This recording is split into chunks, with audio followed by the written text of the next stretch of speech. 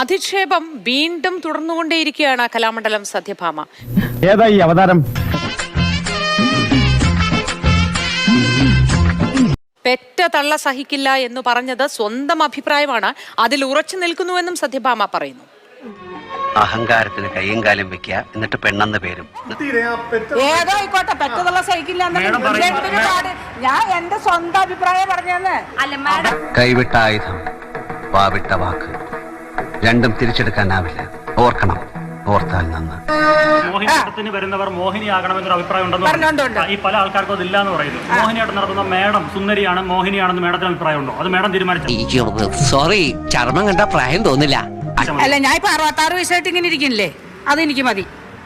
Rotation മാത്രം ഞാൻ ചെയ്യാറില്ല, ഇതുവരെയും ചെയ്തിട്ടില്ല. കാരണം ജനിച്ചപ്പോ കാരണന്മാർക്ക് നല്ല ഭംഗിയുണ്ട്, കോലമുണ്ട്. റിപ്പോർട്ടറുടെ സർട്ടിഫിക്കറ്റ് എനിക്ക് വേണ്ട.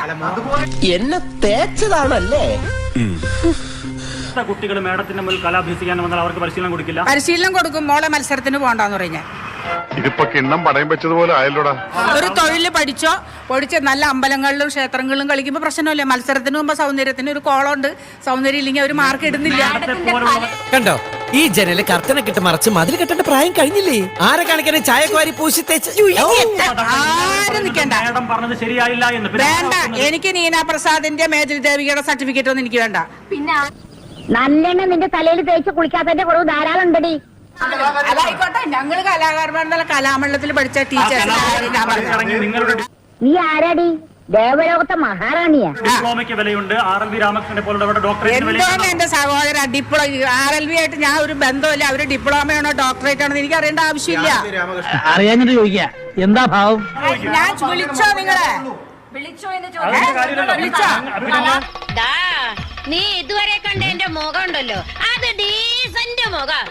എന്നെ തറയാക്കലട മോനെ.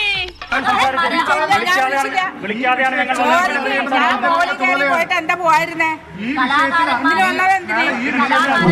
എടാ, ഇവള് നമ്മളെക്കാളും തറയടാ. അപ്പൊ ഞാൻ പോട്ടെ. എന്റെ കാര്യം കൂടെ ഒന്ന് പറയടാ. ഈ പാവത്തിന് ഒന്ന് അഡ്ജസ്റ്റ് കൊടുത്തേക്ക്. പാവം.